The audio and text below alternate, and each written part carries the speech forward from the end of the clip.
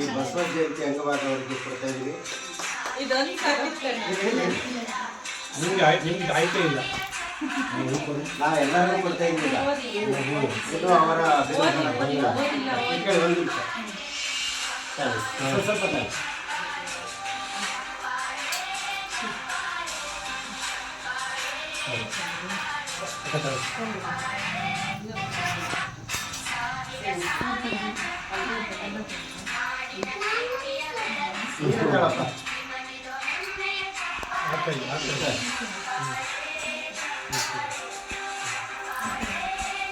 ಏನು ಆಗ್ತದೆ ನಮ್ಮ ಡೈಲಿ ಹಾಕ್ತೀನಿ ನಾನು.